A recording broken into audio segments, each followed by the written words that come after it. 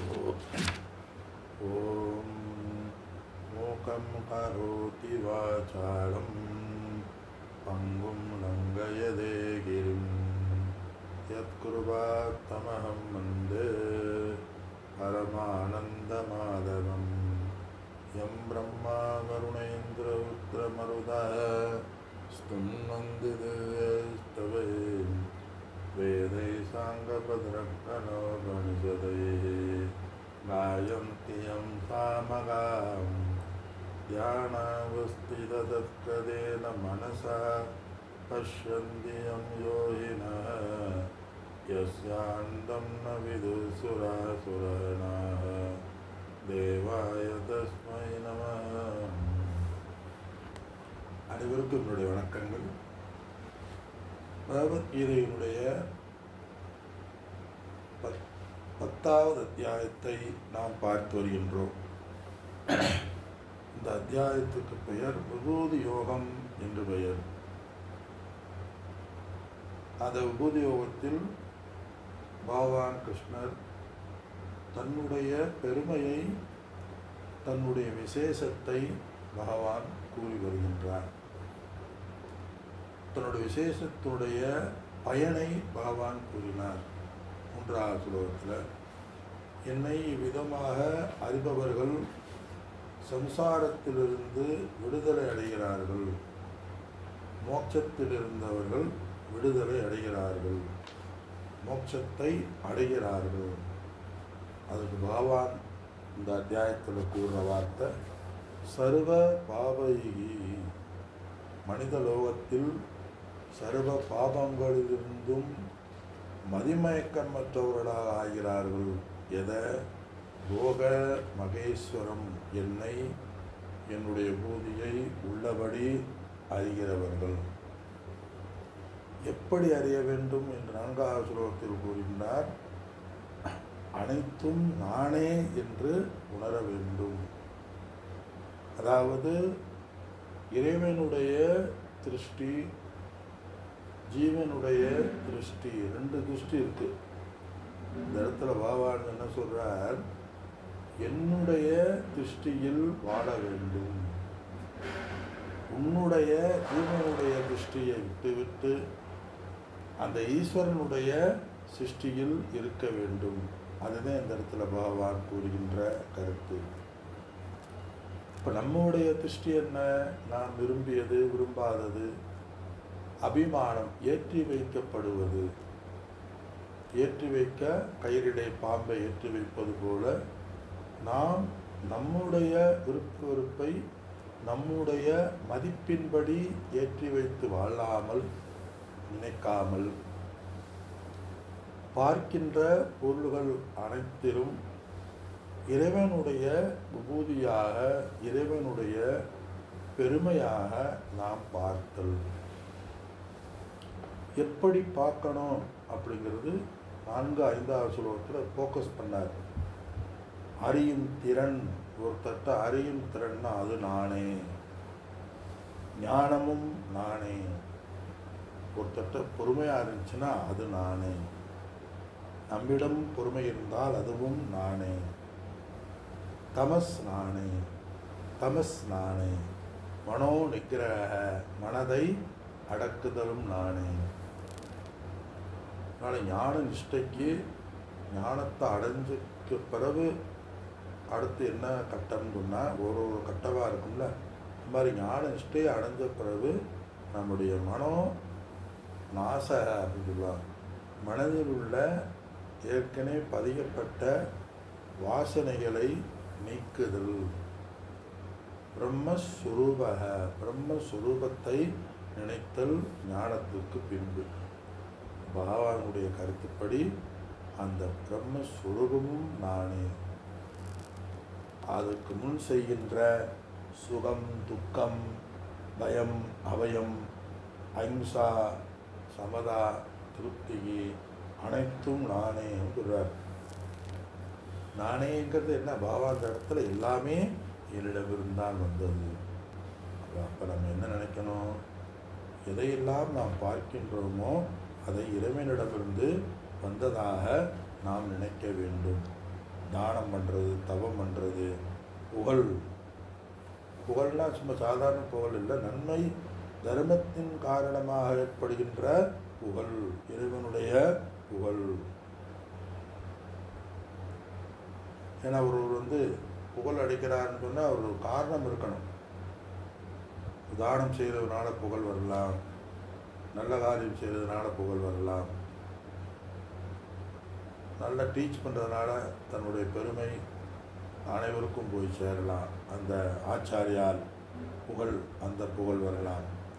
ஆனால் நல்ல காரியம் தர்மத்தை கடைபிடிப்பதனால் வருகின்ற புகழாக நான் இருக்கின்றேன். அது மட்டுமல்ல, பூதானாம் பிருதக் வித்யா, கல்வியாக நான் இருக்கின்றேன் சொல்லி பகவான் சொல்லி, இவ்வுலகில் இந்த மக்கள் எவரிடமிருந்தோ அந்த முதல்வர்களான 7 மகரிஷிகளும் அவ்வாறே மனுக்களும் 3 சாமர்த்தியமுடையவராய் மனதிலிருந்து உதித்தவர்கள். இந்த பிரஜைகள் எவரிடமிருந்து வந்தன? ரிஷிகளிலிருந்து வந்தது. அவர்கள் என்னுடைய மனதிலிருந்தே உதித்தவர்கள். என்னுடைய இந்த மகிமையை, அதனுடன் இருக்கும் என்னுடைய சம்பந்தத்தையும் யார் உணர்கிறார்களோ அவர்கள் யோகத்துடன் கூடுகிறார்கள். அதில் எந்த சந்தேகமும் இல்லை என்று பகவான் அத்திரன சம்சய. அதாவது யோகம்னா இந்த இடத்துல பொருள்களை படைக்கும் வல்லமையும் சகலத்தையும் இறைவனிடமிருந்து தான் வந்தன, அனைத்து பெருமையும் ஈஸ்வரனுடையது என்று நினைத்து ஒருவன் சதா தியானம் செய்தல்.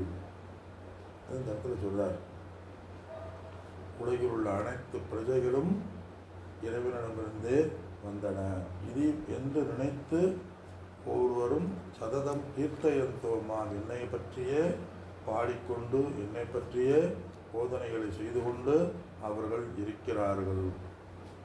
அதனுடைய கருணையினால் நாம் அவர்களுக்கு புத்தி யோகம், இறுதியாக நான் புத்தி யோகம் இப்படிலாம் நம்ம செஞ்சுட்டு வந்தால் பகவான் சொல்லி முடித்தார். கடைசியில் எதில் பூர்ணமாவது? புத்தி யோகத்தை நான் கொடுக்கின்றேன். எப்படி அகிம்சை, தானம், தவம் முதலியவற்றில் நான் இருப்பதாக கடைபிடித்து அதை பின்பற்றி அவர்கள் எல்லாவற்றையும் ஈஸ்வரனாக காணுதல். அதே நம்ம பார்த்தோம், பலவிதமான சொற்களில் பகவான் விளக்குறார். அதுக்கு முதல்ல என்ன பார்த்தோம்? நாம் செய்கின்ற அனைத்து செயல்களிலும் இறைவனை பார்த்தன் இப்போ சொல்கிறார். இது செகண்ட் ஸ்டேஜ். ஃபஸ்ட்டு ஸ்டேஜ் என்ன?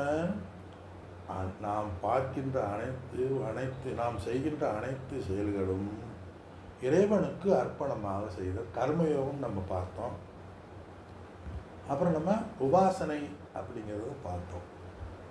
இது முதல் கட்டம். எதுக்கு இதெல்லாம் பண்ணுறது? 3வது கட்டம் என்ன? அனைத்தையும் இறைவனாக பார்த்தல். அனைத்தையும் இறைவனாக பார்த்தல். 12வது அத்தியாயத்தில் பக்தி யோகத்தில் அர்ஜுனன் கேட்பான், சகட பிரம்மத்தை வழிபடுபவர்கள் உயர்ந்தவர்களா அல்லது நிர்குண பிரம்மத்தை வழிபடுபவர்கள் உயர்ந்தவர்களா என்பது அர்ஜுனுடைய கேள்வி. உயர்ந்தவர்கள்னா உருவ வழிபாடு செய்பவர்கள் உயர்ந்தவங்களா அல்லது உருவமற்ற இறைவனை தியானிப்பவர்கள், சிரவண மன நித்தியாசனம் செய்தவர்கள் சிறந்தவர்களா? என்ன அதாவது ஒன்று தானே சொல்லணும் பகவான், இவங்கதே சிறந்தவங்க அப்படின்னு சொல்லணும். அப்படி சொல்ல பகவான், சகன வழிபாடு செய்பவர்கள் உயர்ந்தவர்கள். சாஸ்திர நிர்குணம்னா சாஸ்திர சிரவண மன வித்தியாசனத்தை செய்பவர்கள் என்னை அடைகிறார்கள் சொல்றார். அதே இந்த இடத்துல இதெல்லாம் சகுண பிரம்மமாக இறைவனை பார்த்து, சகுணம்னா உருவம் வடிவம் எது இருக்கோ அதை இறைவனாக பார்த்தால் அதனுடைய பிரயோஜனம் என்ன? புத்தியோகத்தை நான் கொடுக்கின்றேன் சொல்றார். புத்தியோகம் அந்த இடத்துல ஞான யோகம். சங்கராச்சாரியா சொல்றாரு ஞான யோகம். ஞானம்னா என்ன? ஆத்ம தத்துவ விஷயமான நிச்சய ஞானம். யாருக்கு யார் விடாமுயற்சியுடன் என்னை சிநேகத்தினால் பக்தியினால் என்னை வழிபடுகிறார்களோ, பரமேஸ்வரனாய ஆத்மாவாகிய என்னை தமது ஆத்மாவாக அவர்கள் அறிகிறார்கள். தமக்குள்ளேயே தானே அறிகின்ற அந்த ஞான யோகத்தை நான் கொடுக்கின்றேன். ஞானம் என்ற தீபத்தின் மூலமாக அவர்களை நான் பிரகாச செய்கின்றேன் என்று பகவான் கூறினார். அர்ஜுனன் இதை கேட்டு எமோஷன் ஆகி மீண்டும் அர்ஜுனன் ஒரு கேள்வியை கேட்டான். ஏ பரந்தாம, ஏ பரமஹம்சரே, ஏ பரந்தாம, ஏ நீங்களே பவித்திரமானவர்கள், நீங்களே பரம்பிரம்மம், நீங்களே புருஷோத்தமன், நீங்களே சாஸ்வதம், நீங்கள் இப்போ எனக்கு கூறுறதில் எனக்கு திருப்தி இல்லை, மீண்டும் நீங்கள் கூற வேண்டும் என்பது அடுத்து அர்ஜுனுடைய கேள்வி. இதெல்லாம் நான் கேட்டுட்டேன். உங்களை பற்றிய விபூதிகளை இந்த உலகத்தில் நீங்களே வியாபித்து இருக்கின்றீர்கள். அந்த திவ்யமான உங்களுடைய விபூதிகள் எவைகளை ஒன்றோ அவற்றை மிச்சமீதியின்றி கூறுவதற்கு நீங்கள்தான் திறமை உடையவர்கள். நீங்களே சொன்னீங்க, என்னுடைய பெருமையை, என்னுடைய முழுமையை ரிஷிகளும் ஞானிகளும் கூட முழுமையாக அறிய மாட்டார்கள். அப்போ முழுமையாக அறிந்தவங்க யாரு அப்படின்னா, முழுமையாக அறிந்தவர்கள் நீங்கள் தான் முழுமையாக அறிந்தவர்கள். ஆயினால அதை பற்றி எனக்கு கூறுங்கள். இதுதான் அர்ஜுனுடைய கேள்வி. அடுத்து இப்போ பார்க்கறது, அர்ஜுனன் கேட்டு நிறைய நம்ம பார்த்தோம். இன்னைக்கு நம்ம பார்க்க சிந்திப்பது 17வது ஸ்லோகம். இந்த ஸ்லோகத்துடைய சாரம் என்னன்னா, உங்களை பற்றி நான் தியானம் செய்ய வேண்டும். உங்களுடைய பெருமைகளை மகிமைகளை நான் தியானம் செய்ய வேண்டும். அந்த தியானம் செய்வதற்கு ஏதுவாக உங்களுடைய பெருமைகளை நீங்கள் காட்ட வேண்டும். அதாவது பார்க்கிற பொருளெல்லாம் நீங்கள் தான் இருக்கிறீங்க. ஆனால் சில பொருள்களில் நீங்கள் விசேஷமாக இருக்கிறீர்கள். எல்லா நதிகளும் இறைவன் நதி. ஆனால் கங்கை விசேஷம், காவேரி விசேஷம். எல்லா மலைகளும் இறைவனுடையது. ஆனால் இமயமலை விசேஷம். எல்லா அக்னியும் இறைவனுடையது. ஆனால் திருவண்ணாமலை விசேஷம். அது மாதிரி விசேஷமாக இருக்கிறது பெருமையை நீங்கள் சொன்னீங்கன்னு சொன்னால் நான் சொல்லலாம் அப்படின்னு அர்ஜுனன் கேட்குறான். நீங்கள் சொன்னீங்கன்னா எனக்கு தியானம் செய்பவர்களாக இருக்கிறது. அதாவது எல்லா பொருள்களையும் பார்க்கும் பொழுது நாம் என்ன நினைக்கின்றோமோ, நாம் என்ன ஏற்றி வைத்து இருக்கின்றோமோ அதைத்தான் நாம் பார்க்கின்றோம்.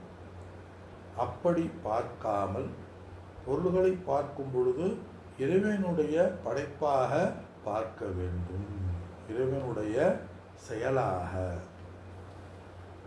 நாட் ஓன்லி பார்ப்பது மட்டுமல்ல, நான் வாழ்க்கையில் நடக்கின்ற ஒவ்வொரு இன்ச் பை இன்ச் ஒவ்வொருடைய ஆக்டிவிட்டீஸ், செயல்களும் சம்பவங்களும் சூழ்நிலைகளும் இறைவன் நம்மை கடை தேறுவதற்காக நம்மை செய்கின்றான் என்று நாம் சிந்திக்க வேண்டும். அது என்னுடைய சாரம். இந்த அத்தியாயம் முடிஞ்ச உடனே நம்ம கண்ணை ஒரு 5 நிமிஷம் கண்ணை மூடி எல்லாமே இறைவனுடைய சிருஷ்டியாக நம்ம பார்த்தல். குருமகாராஜை பற்றியும் பார்த்தார். கண்ணாமூடி அனைத்தையும் காளியாக, தக்ஷணேஸ்வர காளியாக பார்த்தார். அனைத்தையும் ஜோதியாக பார்த்தார். அதை நம்ம பாட்டை அடிக்கடி சொல்லுவில்லை, பார்க்கும் இடமெங்கும் மிக்கமர நிறைகின்ற பரிபூரண ஆனந்தமே. நீ இறைவனை பார்த்தாலும் பார்க்காவிட்டாலும் இறைவன்தான் இருக்கிறார். ஆனால் இறைவனை பார்ப்பதனால நாம் மனதிலே நிம்மதியை, நிறைநிலையை, சித்த சுத்தியை நாம் அடைகின்றோம். பானையும் இறைவனால் படைக்கப்பட்டதுதான், மண்ணும் இறைவனால் படைக்கப்பட்டதுதான், உடல் மனமும் இறைவனுடையதுதான். உடல் மனம் உள் இறைகின்ற அந்த ஆத்மாவும் இறைவன்தான். எதையெல்லாம் பார்க்கின்றோமோ அது இறைவனால் படைக்கப்பட்டது. பார்ப்பதற்கு கேட்பதற்கு எதனால பார்க்கப்படுகின்றதோ, எதனால கேட்கப்படுகின்றதோ அது இறைவன். ஆக இறைவன்தான், இறைவனால் படைக்கப்பட்டது. எதெல்லாம் படைக்கப்பட்டதோ அதில் இருப்பது இறைவன் மட்டும்தான். மாயை பார்க்கும் பொழுது இறைவனிடமிருந்து வந்தது ஜெகதேவ நந்தவனம். அப்படின்னா என்ன அர்த்தம்? நாம் வாழ்க்கையில் நடக்கின்ற ஒவ்வொரு நிகழ்ச்சிகளும், ஒவ்வொரு இன்பம், துன்பம், லாபம், நட்டம், சுகம், துக்கம், ஆரோக்கியம், மனோரோக்கியம் எல்லாமே இறைவனால் வகுக்கப்பட்டது. எப்படி இறைவன் வகுத்தால் இறைவனே இறைவனாகவே இருந்து செயல்களை செய்கின்றார். ஒவ்வொரு மனிதனுடைய உடலிலும் அந்த ஆத்மாவே சச்சிதானந்த சொரூபமாகவே இருந்து கொண்டு இந்த இறைவனால் படைக்கப்பட்ட இந்த உலகத்தை, இந்த உடல் மனதை கர்மங்களுடைய பாப புண்ணியத்தினுடைய அடிப்படையில் இந்த இயக்குகின்றார். இதுதான் இறைவனுடைய விபூதி. மற்றவற்றையும் இறைவனாக செயல்களாக நம்ம மற்றவற்றையும் இறைவனுடைய செயல்களாக நாம் பார்க்க வேண்டும்.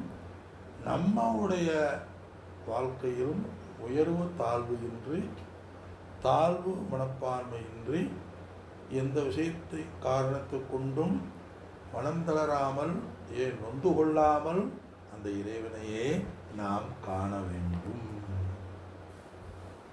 இதுவே தியானம். இப்படி அர்ஜுனன் நான் ஏற்றி வைக்கப்பட்டது என்ன இதெல்லாம் தெரியாம, நான் உடல், நான்தே மனம், உடல் மனம் நான், இன்பமும் துன்பமும் நான், லாபமும் நட்டமும் நான், எனக்கு சௌரியமாக இருந்தாத்தே நான் ஏற்றுக்கிடுவேன், எனக்கு சௌரியம் இல்லைன்னா ஏற்றுக்கிற மாட்டேன் என்று நாம் ஏற்றி வைத்து வாழுதல் இறைவனுடைய உண்மையை மறைத்தல். இதுதான் அர்ஜுனுடைய கேள்வி. நம்மால் ஏற்றி வைக்கப்பட்டதை மதிப்பை நீக்கிவிட்டு ஒவ்வொரு பொருள்களினுடைய சுய மதிப்பை நாம் பார்க்க வேண்டும். தங்கமும் இறைவனுடையது, மண்ணும் இறைவனுடையது. அதே ஒரு சொல்லுவாங்க, ஒரு ரிஷி ஞானி 500 100 சாமி கொடுத்தாங்களாம். திடீர்னு விபூதி மடிக்கணும்னா அந்த 500 தர இடத்து விபூதி மடித்து எல்லாத்தையும் கொடுப்பாராம். அது மாதிரி இறைவனுக்கு மண்ணும் பொன்னும் ஒன்றுதான். தங்கம் என்பது நம்மால் அது ஏற்றி வைக்கப்பட்டது, அதுவும் இறைவனுடைய படைப்பு. ஆனால் அதே சமயத்தில் மண்ணும் இறைவனுடைய படைப்பு. படைத்தவன் இறைவன், படைப்புக்கு மூல காரணமும் இறைவன். இறைவன் தன்னுள் இருந்து கொண்டு, சாட்சி சொரூபமாக இருந்து கொண்டு அனைத்தையும் படைப்பவன். ஆக எங்கேயும் எல்லா இடத்துலையும் இறைவன் தான். அதுதான் இறைவன். அதுதான் விபூதி யோகம்ங்கிறது. இப்போ 17ஆம் ஸ்லோகத்தில் நம்ம படித்து அடுத்த வகுப்பில் விளக்கத்தை பார்ப்போம். கதம் வித்யாமகம் யோகம் வாம் சதா பரிசிந்தயன் கேசு ச பாவேஷு கேசு கேசு ச பாவேஷு சிந்தியோசி பகவன்மயா திஞ்சோசி பகவன்மயாம். சதா சதான்னு சொல்லுவாங்க. சதான எப்பொழுதுமே, எந்த நேரமுமே. பரிசிந்தையன், சிந்தையன்னா தியானம் செய்ய வேண்டும். இமைப்பொழுதும் மின்னஞ்சல் நீங்காதான் தாள் வாழ்க. எப்பொழுதுமே உங்களை பற்றியே நான் தியானம் செய்ய வேண்டும். அகம் நான், அகம் நான். யோகியே, யோகிம், யோகியே. இந்த இடத்துல அர்ஜுனன் கிருஷ்ணரை யோகி என்று கூறினார். யோகியே, நான் எப்பொழுதுமே உங்களை தியானம் செய்பவராய், கதம் எவ்வாறு, துவாம் உங்களை,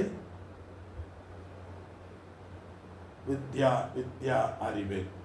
எப்பொழுதுமே தியானம் செய்பவராய் உங்களை நான் எவ்வாறு அறிவேன். ரெண்டாவது பகவானே, பகவானே கேசு கேசுஜ பாவேசு, எந்தெந்த கேசு எந்தெந்த பாவேசு பாவங்களில் அல்லது பொருட்களில், எந்தெந்த பொருள்களில், மயா என்னால், சிந்தியக தியானிக்க தகுந்ததாக இருக்கிறது, அசி இருக்கிறாயோ. எந்தெந்த பொருள்கள்